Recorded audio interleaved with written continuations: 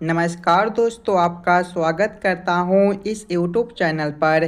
दोस्तों, आज हम लोग रीजनिंग के पार्ट नंबर 1 को देखने वाले हैं और इस वाले पार्ट के अंदर हम लोग रीजनिंग के 10 अलग अलग प्रकार के इम्पोर्टेंट प्रश्न को देखेंगे और सभी प्रश्न को शॉर्ट ट्रिक के साथ सॉल्व करेंगे। तो वीडियो में आप लोग हमारे साथ अंत तक जरूर बने रहिएगा। चलिए हम लोग 1 नंबर क्वेश्चन की ओर चलते हैं। दोस्तों, ये रहा क्वेश्चन नंबर 1। क्वेश्चन नंबर 1 हमें कह रहा है, नीचे दिए गए प्रश्न में संबंधित संख्या को चुनिए। संबंधित संख्या चुनने के लिए बोला जा रहा है जिस प्रकार से 676 का संबंध 841 के साथ है, उसी प्रकार से हम लोगों से पूछा जा रहा है 324 का संबंध कौन सा संख्या के साथ होगा जो इस वाले खाली स्थान में भरे जाएंगे। दोस्तों, इस वाले पार्ट में आपके जितने भी प्रश्न कराए जाएंगे वो सारे प्रश्न एकदम बेसिक वाला प्रश्न है। तो सभी प्रश्न को पहले आप लोग खुद से ज़रूर सॉल्व करने की कोशिश कीजिएगा। रीजनिंग में क्या होता है कि हमें प्रश्न का जो है पैटर्न को समझना पड़ता है। इस वाले प्रश्न में आप लोग देखिएगा तो सबसे पहले हम लोग क्या सोच सकते हैं, 676 से यहाँ पर 841 किस प्रकार से लिखा हुआ है, ये दोनों संख्या में किस प्रकार का संबंध है। अगर आप लोग ध्यान से देखिएगा तो 676 क्या होता है, आपका 26 का स्क्वायर होता है और दोस्तों 841 क्या होता है, तो आपका 29 का स्क्वायर होता है। देखिए 26 का स्क्वायर है, अगला 29 का स्क्वायर है, यहाँ पर +3 कर दिया गया है। उसी प्रकार से आगे आपका 324 है, 324 क्या होता है, तो आपका 18 का स्क्वायर होता है। यहाँ पर देखिए +3 है तो आगे भी हम लोग +3 करके स्क्वायर कर देंगे। 18 + 3 21 होता है, यानी कि अगला जो है हमारा 21 का स्क्वायर बनेगा। 21 का स्क्वायर आपका 441 होता है। 441 ऑप्शन नंबर सी में दिया गया है जो कि हमारा सही उत्तर बनता है। इस वाले खाली स्थान पर आपका 441 भरा जाएगा। क्लियर है। चलिए अगले प्रश्न की ओर हम लोग चलेंगे। ये रहा क्वेश्चन नंबर 2। क्वेश्चन नंबर 2 हमें कह रहा है, नीचे दिए गए प्रश्न में संबंधित शब्द को चुनिए।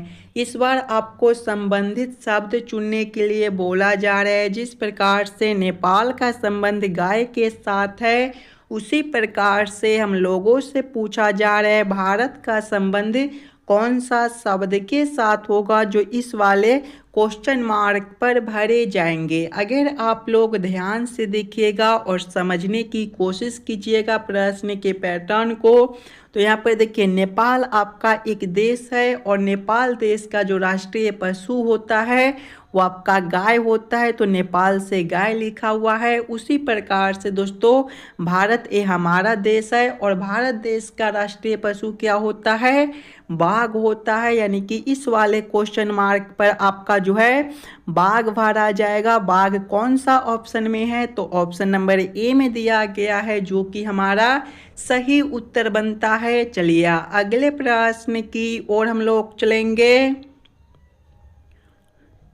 ये रहा क्वेश्चन नंबर 3। क्वेश्चन नंबर 3 हमें कह रहा है, नीचे दिए गए श्रृंखला को पूरा करें। दोस्तों यहाँ पर एक श्रृंखला दिया गया है और यहाँ पर एक क्वेश्चन मार्क है। इस वाले क्वेश्चन मार्क पर कौन सा संख्या भरा जाएगा ये हम लोगों से पूछ रहा है। सबसे पहले हम लोग सीरीज को ध्यान से देखेंगे और समझने की कोशिश करेंगे। सीरीज को देखिएगा तो पहले आपका 78 दिया गया है, इसके आगे आपका 32 दिया गया है, 32 के आगे 68 दिया गया है, 68 के आगे आपका 64 है, 64 के आगे दोस्तों 58 है, इसके आगे आपका 128 है, 128 के आगे 48 है, 48 के आगे आपका 256 है और इसके आगे आपका क्वेश्चन मार्क है। अगर आप लोग ध्यान से देखिएगा सीरीज को तो पहले 78 है, फिर 32 है, फिर 68 है।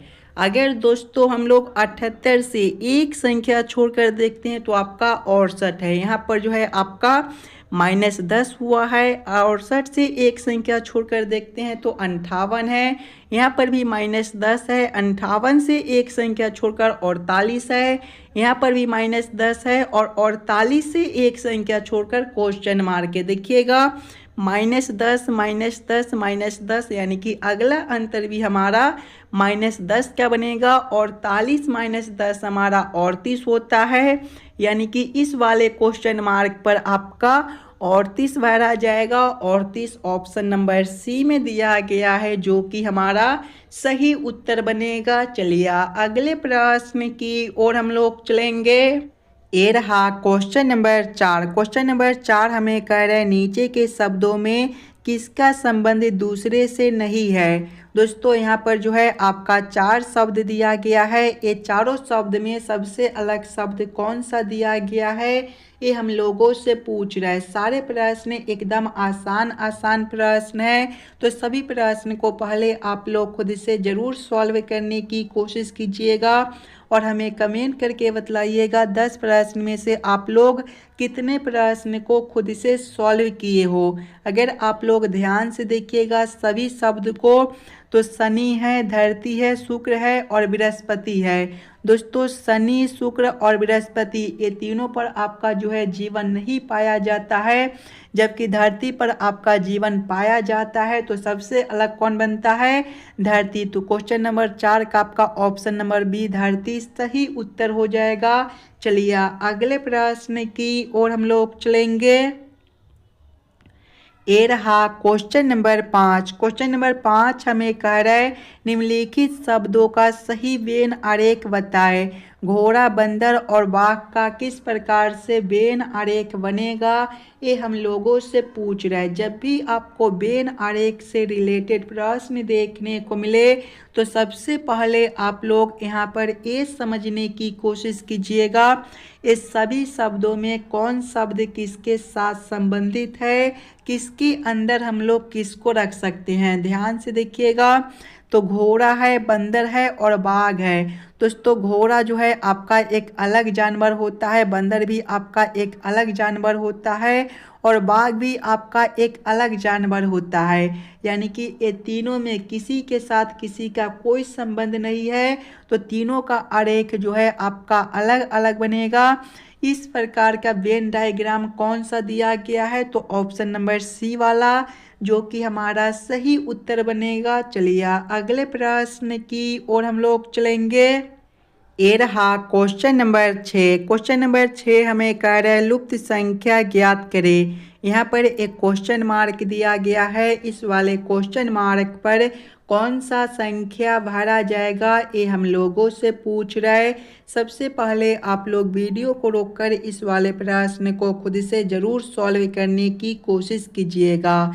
सबसे पहले हम लोगों को क्या करना है, तो क्वेश्चन के पैटर्न को समझना है, किस प्रकार का प्रश्न है, कैसे हम लोग जल्द से जल्द सॉल्व कर सकते हैं। अगर आप लोग ध्यान से देखिएगा प्रश्न को, तो इस वाले लाइन से देखिए आपका बड़ा बड़ा संख्या है, 13 है, फिर 13 है, उसके बाद क्वेश्चन मार्क है। यानी कि ऐसे प्रश्न को पहले हम लोग इस वाले लाइन से सॉल्व करने की कोशिश करेंगे। सबसे पहले हम लोग ये समझेंगे यहाँ पर 4 और 7 से 13 किस प्रकार से लिखा हुआ है, 5 और 7 से 13 किस प्रकार से लिखा हुआ है। उसी प्रकार से हम लोग सोचेंगे 6 और 9 से हमारा कौन सा संख्या बनेगा जो इस वाले क्वेश्चन मार्क पर भरे जाएंगे। सबसे पहले आप लोग अपना दिमाग लगाकर सभी प्रश्न को खुद से ज़रूर सॉल्व करने की कोशिश कीजिएगा। देखिए पहला संख्या आपका 4 है, फिर 7 है, फिर 13 है। अगर दोस्तों हम लोग यहाँ पर 4 का स्क्वायर कर देते हैं, तो 4 का स्क्वायर हमारा कितना बनेगा, 16 बनेगा। 16 जो है आपका 1 और 6 से मिलकर बनता है। ये दोनों को अगर हम लोग आपस में जोड़ ले, यानी कि 1 + 6 कर देते हैं, तो हमारा 7 बनता है। देखिए अगला संख्या आपका 7 दिया गया है, फिर हम लोग 7 का स्क्वायर करते हैं, तो हमारा कितना बनेगा, 49 बनेगा। और 49 जो है आपका 4 और 9 से मिलकर बना हुआ है। ये दोनों संख्या को भी आपस में हम लोग जोड़ कर देखते हैं, यानी कि 4 + 9 करते हैं, तो हमारा 13 बनेगा। देखिए अगला संख्या 13 आपका दिया गया है। यही सेम हम लोग आगे करेंगे। सबसे पहला संख्या 5 है तो हम लोग 5 का स्क्वायर करेंगे। देखिए 5 का स्क्वायर करेंगे तो हमारा कितना बनेगा, 25 बनेगा। और 25 जो है हमारा 2 और 5 से मिलकर बना हुआ है। ये दोनों संख्या को आपस में जोड़ेंगे, 2 + 5 करेंगे तो हमारा 7 बनेगा। देखिए अगला संख्या आपका 7 दिया गया है। फिर हम लोग आगे 7 का स्क्वायर करते हैं तो 49 बनता है। 49 आपका 4 और 9 से मिलकर बना हुआ है। 4 + 9 करेंगे तो हमारा 13 बनता है। अगला संख्या भी आपका 13 दिया गया है। यानी कि इस वाले प्रश्न को हम लोग इसी प्रकार से सॉल्व कर सकते हैं। तो यही सेम अब हम लोग आगे करेंगे। पहला संख्या 6 है तो पहले हम लोग 6 का स्क्वायर करेंगे। 6 का स्क्वायर कितना होता है, देखिएगा 6 का स्क्वायर कितना होता है, 36। 36 हमारा 3 और 6 से मिलकर बना हुआ है। 3 + 6 करेंगे तो हमारा 9 हो जाएगा। देखिए यहाँ पर 9 भी दिया गया है। फिर हम लोग 9 का स्क्वायर करेंगे तो हमारा 81 बनेगा। 81 जो है आपका 8 और 1 से मिलकर बना हुआ है। यहाँ पर भी हम लोग दोनों संख्या को आपस में जोड़ लेंगे तो 8 + 1 हमारा 9 बनेगा। यानी कि इस वाले क्वेश्चन मार्क पर 9 भरा जाएगा। 9 ऑप्शन नंबर बी में दिया गया है जो कि हमारा सही उत्तर बनता है। चलिए अगले प्रश्न की ओर हम लोग चलेंगे। ये रहा क्वेश्चन नंबर 7। क्वेश्चन नंबर 7 हमें कह रहा है यदि a = 26 और h = 19 हो तो फैशन बराबर क्वेश्चन मार्क।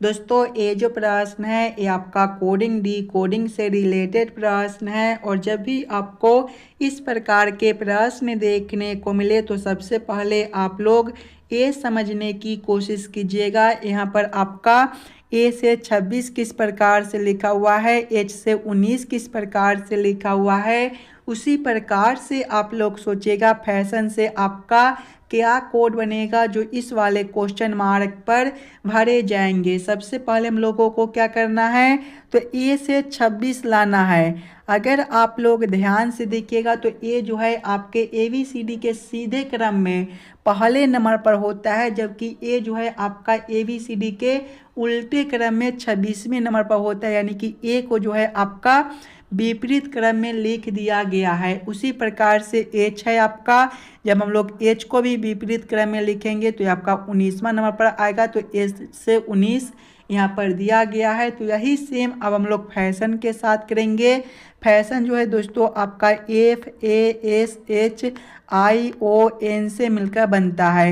इसके भी सभी अक्षर को हम लोग विपरीत क्रम में लिखेंगे। सबसे पहले आपका एफ है।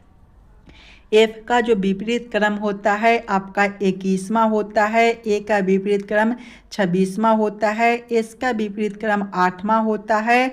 और दोस्तों आगे एच है, एच का विपरीत क्रम आपका 19वां हो जाएगा। आई का विपरीत क्रम जो है आपका 18वां हो जाएगा। ओ का विपरीत क्रम 12वां होता है।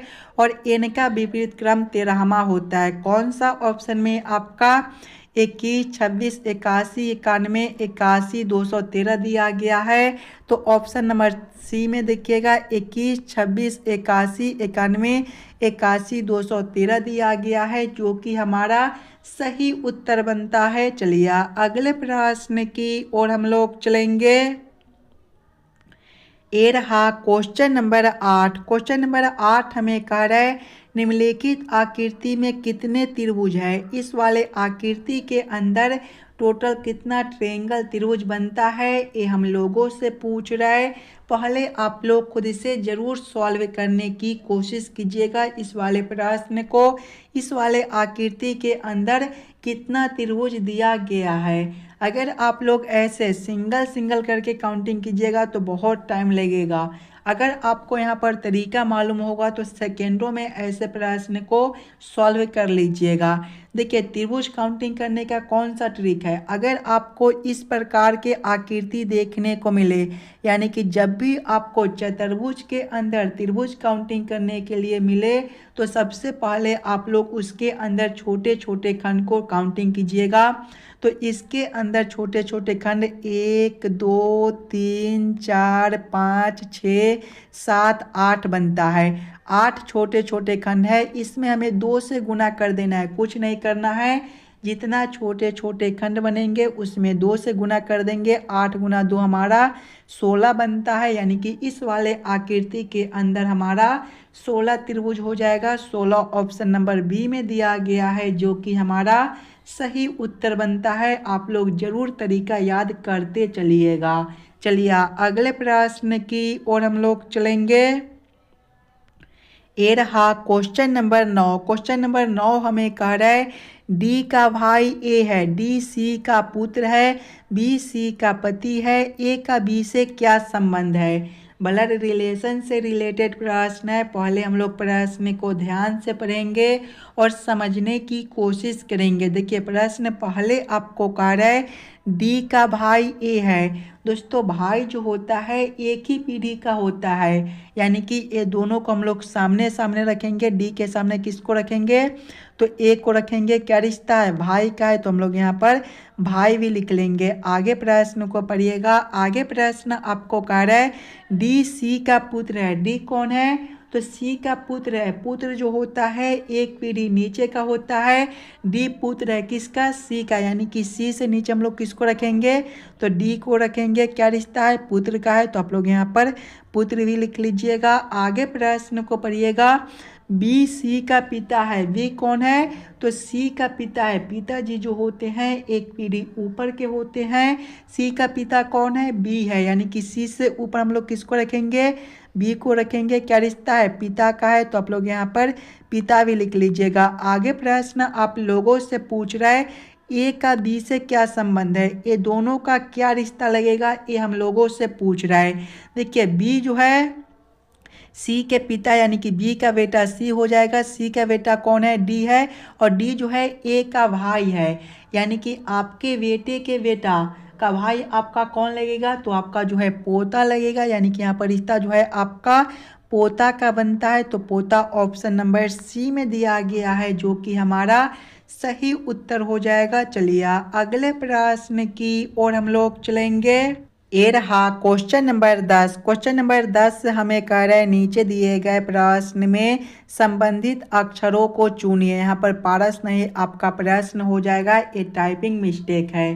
प्रश्न हमें कह रहा है जिस प्रकार से आरपीएम का रिलेशन आईजीडी के साथ है, उसी प्रकार से हम लोगों से पूछा जा रहा है एक्स भी एस का रिलेशन कौन सा अक्षर के साथ होगा, जो इस वाले क्वेश्चन मार्क पर भरे जाएंगे। सबसे पहले क्या दिया गया है, तो सबसे पहले दोस्तों आपका आरपीएम दिया गया है, और इसका रिलेशन किसके साथ है, तो इसका रिलेशन जो है आईजीडी के साथ है। अगर हम लोग सिंगल सिंगल अक्षर को देखते हैं तो आर से आपका आई है। दोस्तों ABCD के क्रम में आर जो होता है 18वें नंबर पर होता है, और आई आपका 9वें पर। यहाँ पर जो है -9 कर दिया गया है। उसी प्रकार से पी का क्रम 16वां होता है, और जी का क्रम आपका जो है 7वां होता है। यहाँ पर भी देखिएगा तो आपका -9 है। एम का क्रम 13वां होता है, और डी का क्रम 4था होता है। यहाँ पर भी आपका जो है -9 है, यानी कि सभी अक्षर में -9 -9 -9 कर दिया गया है। तो यही सेम हम लोग आगे करेंगे। सबसे पहला अक्षर आपका एक्स है। एक्स जो है आपका 24वें नंबर पर होता है। 24 -9 करने पर 15 बनेगा। और ABCD के क्रम में दोस्तों 15वें नंबर पर आपका O होता है। उसके बाद आपका V है। V का क्रम 22वां होता है। जब हम लोग 22 -9 करेंगे तो हमारा कितना बनेगा, 13 बनेगा। और ABCD के क्रम में 13वें नंबर पर आपका M होता है। इसके बाद आपका S है। S का क्रम आपका 19वां होता है। 19 -9 करने पर आपका 10 बनेगा। और ABCD के क्रम में 10वें नंबर पर J होता है। कौन सा ऑप्शन में आपका OMJ दिया गया है, तो ऑप्शन नंबर बी में आपका OMJ दिया गया है, जो कि हमारा सही उत्तर बनता है। आशा करता हूँ आप लोग सभी प्रश्न को बढ़िया से समझ गए होंगे। अगर आपको किसी भी प्रश्न में कहीं पर भी कोई दिक्कत हो तो हमें ज़रूर कमेंट कर दीजिएगा, और इस वाले वीडियो को लाइक और चैनल को सब्सक्राइब जरूर करके जाइएगा, और अपने दोस्तों के पास भी वीडियो को शेयर कर दीजिएगा।